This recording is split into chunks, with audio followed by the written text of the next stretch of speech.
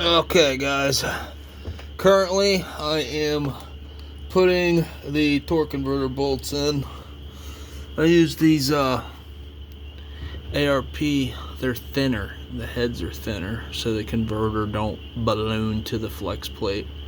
Now, do I really think I'm making enough steam to have that happen? No, probably not.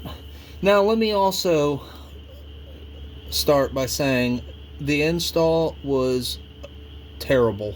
I mean, terrible. But we did manage to get it in there. And actually, I previously popped out that torsion bar just so I could, get this header in easier.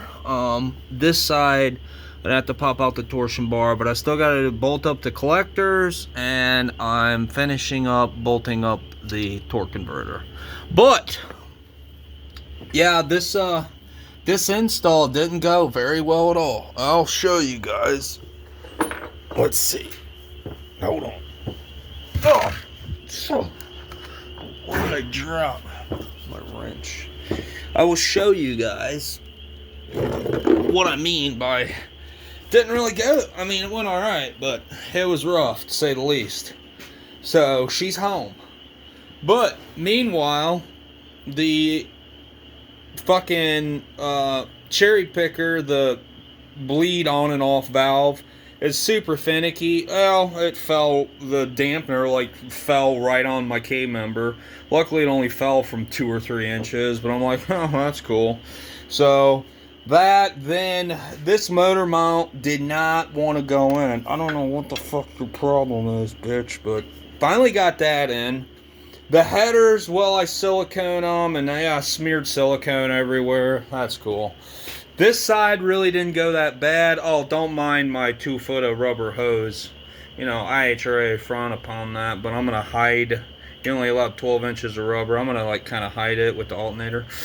That's what I usually do. So, anyways, got the headers on. I got to tighten the motor mounts. I still got to put that water pump in because I run a short shaft fan clutch. This is actually out of my 84 Dodge D250 that I grafted in this B-body Champion radiator. I trimmed it. I bowed that son of a bitch like a foot and got each end into these are I don't know, the Champion radiator came with these, but I just bowed it, and yeah, it's a press fit, needless to say. So anyways, yeah, got the motor in, but I got a lot of loose ends to button up. And actually, let me see if I can find.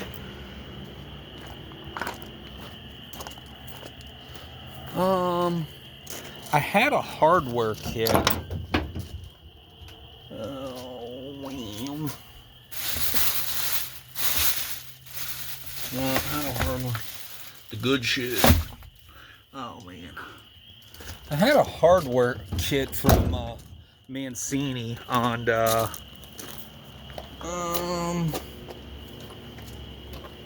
maybe it's underneath.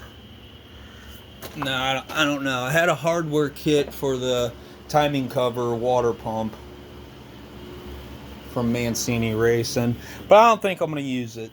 And obviously I'm not going to use it now. I can't even find it. It came though with their kit.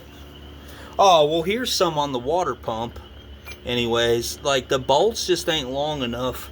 I don't know about you guys, but the bolts that hold the alternator bracket on, I gotta have them super long and put some number 2 non-hardening sealer on them. Otherwise every time I get a coolant drip out of the bolts. But their bolts, I just went to Tractor Supply and got some regular bolts, because my car, when I bought this car, it had a slant 6 and most of the motor was in the trunk, so I really didn't get a lot of factory hardware. But I'm not going to use their hardware. I'm just going to use what I had, because like I said, my alternator bracket, every time out of these two right there, it leaks coolant.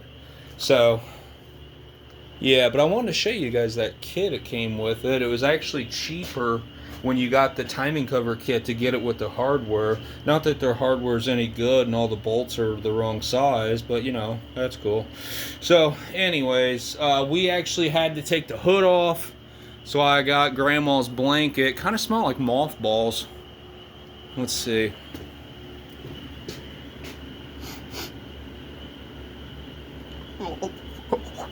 I don't know what that is, but I had to put the hood on the roof, and then I got a shim over here on this one because it's too tight to the fender. But you know, the good thing about the old AAR hood is it's probably only 25 pounds, so it wasn't too bad. We got it pretty well lined back up. I'll show you guys. Let's check the alignment on this baby.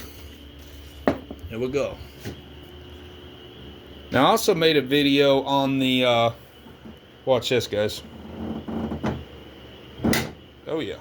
Also made the video on the fiberglass hoods, how to use the Chevy Silverado hood hinge springs for your glass hood. And I know people's gonna be hating on my Chevy hood scoop, but you know, the guys that need hating, that own a Mopar and like, you know, run Chevy shit, that's the guys with like the Power Glides. I'm pretty sure they're the ones that are queer. I like the cowl on the Scamp because it flows with the body. I kind of feel like she needs the Hemi scoop. I thought about getting the Hemi scoop with, you know, the jail bars and having a little fucking Mario dial behind the bars. Would that be sick or what? Like, Mario's in jail. I'm Luigi, motherfuckers. Anyways, yeah, so someone's going to say, well, you got that Chevy scoop on your hood. Well, because it's badass. And, you know, the certain road runners, they had a little, you know, miniature cowl, I guess. Anyways, I'm at least going to get the water pump put on tonight. That way the silicone can dry, because I talked it over with Dad Sunday. You guys look forward to a video Sunday. We're going to light her off. You know, hopefully, like I said, hopefully everything goes well. Oil pressure, no noises, no leaks. I did the best I could, and I think we're going to be good, but I'm not Pat Music, guys. I'm just a dude in the shed. That was another thing. Like, the engine hoist, I had to take this wheel off so that literally the what am I trying to say? The cherry picker could swing underneath it. And oh man, long way to the top, guys. Long way to the top if you want to rock and roll. But alright, I'll talk to you guys Sunday. So look forward to my video. Like and share, guys. Putting small Chryslers to the fucking front.